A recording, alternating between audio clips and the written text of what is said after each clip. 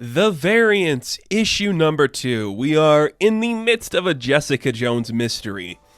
And that title that's appeared on the cover of the book for the past 2 issues, it leads me to believe this is like an imprint. I know it's not, but just the fact it says a Jessica Jones mystery on the cover, it's like, hey, this is a subsection of books where it's a bunch of mysteries of Jessica Jones. Probably not the case, but if this does good, maybe they'll make another Jessica Jones mystery. Jessica Jones has her own book again. It's been a minute. She had a couple digital books. Second issue of this one, Gail Simone, Phil Noto, a really good combination. And this issue is pretty good. The artwork is spectacular and the coloring is phenomenal. Like, it just looks beautiful. There is literally nothing like it. And then there's like one big shift that it takes me a moment to really figure out what's happening. And I think I just like, oh, it's probably one of the other Jessicas. But we'll get to that in a minute here. Because it is kind of a fascinating book. I do like it. I think Gail Simone's a great choice for Jessica Jones. So we open up this book in a flashback from 4 years ago. Greer Nelson, who is Tigra, for those of you who don't know, she is currently sporting a supporting role in the Moon Knight comic book. She's talking with Jessica at a diner. And they're just playing like some really fun banter, cool guys talking back and forth. It looks really cool. It's very fun. Greer's like, I'm going to be on a team now. It's called A-Force. It's all girls. It's pretty cool. We'd love to have you around just to maybe like do like, something. You don't have to even like punch people. Just show up and be fun. And she's like, I can't. Like, not my scene. She is kind of hurt that Carol didn't ask her to be on the team, but Jessica's like, I can't do it. It's like, okay, that's fine. Just be okay. Be careful.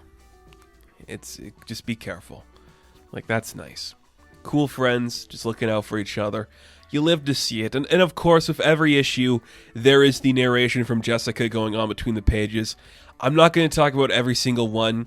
There's 2 ones individually I do want to mention. Like, this one here I think is very fascinating, where it's just Jessica talking about how, like, the media glamorizes certain aspects of the male superheroes, but also fetishizes certain ideas of the female ones. It's talking about, like, how the Wasp was saving a kid from falling off a roof and the papers took a shot of her ass and they just saw like the world's mightiest moon. You're like, okay. So that's very interesting.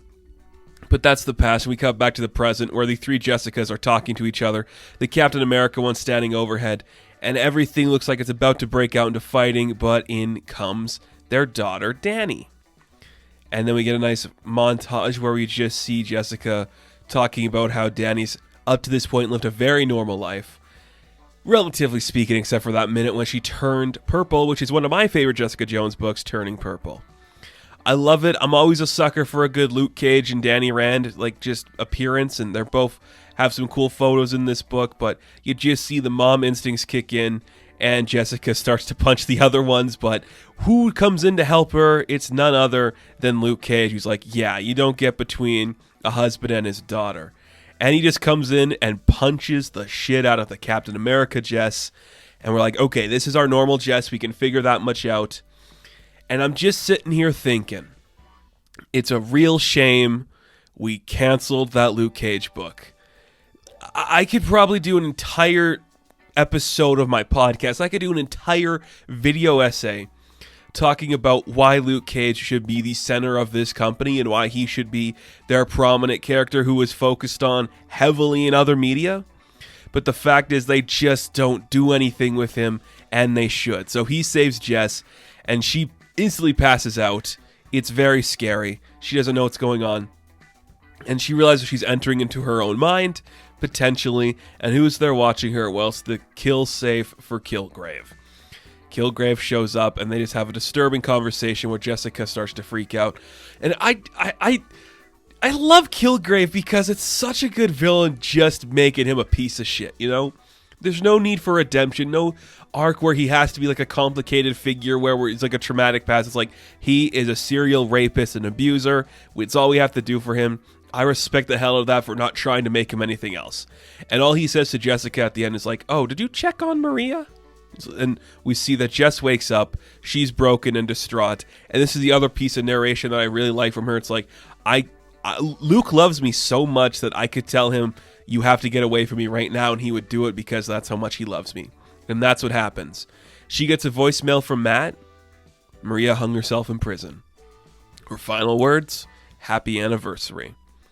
So she's broken, and she leaves. And then something weird happens, where we cut to it's nighttime now. We see in the previous scene that Jess calls Jen, who we know is She-Hulk. But we see Jessica also just heads to a rooftop, and she meets up with Daredevil. And she starts crying like, oh, it's Matt, thank God in heaven, it's you. Oh, man, they said Daredevil's a woman, I'm so glad it's you. And she kisses him.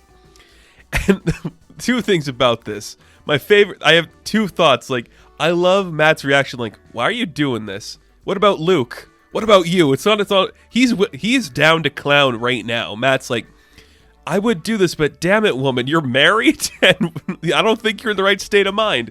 The other thing is, this probably isn't our Jessica Jones.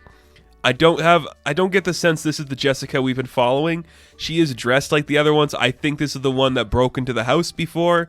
And I think it's not Captain America Jess, but I think it's one of the other Jesses. Or a new one altogether, because it looked like there was 5 on the cover.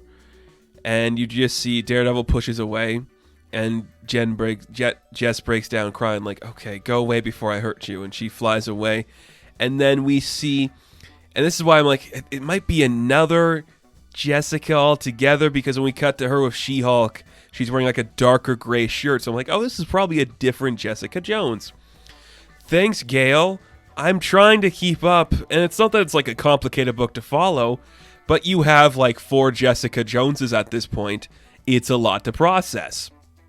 So we see a nice page where Jess is trying to punch Jen in the face.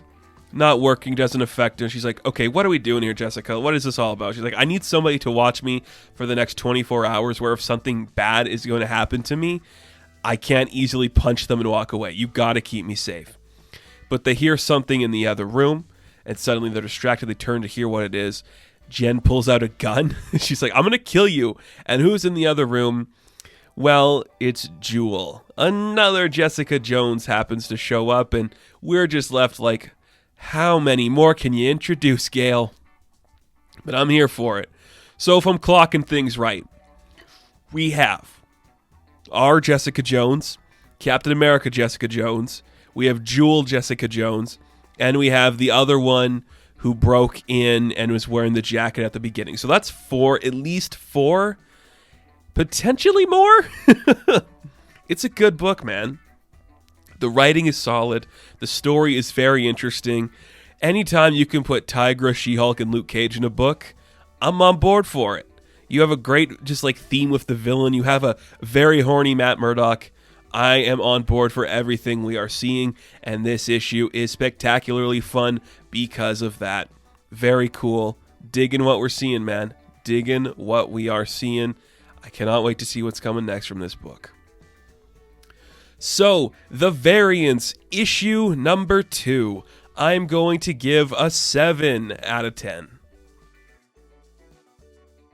Now, thank you guys for watching this review. Be sure to like and subscribe to the channel. As always, you can check me out on Instagram, TikTok, and Twitter.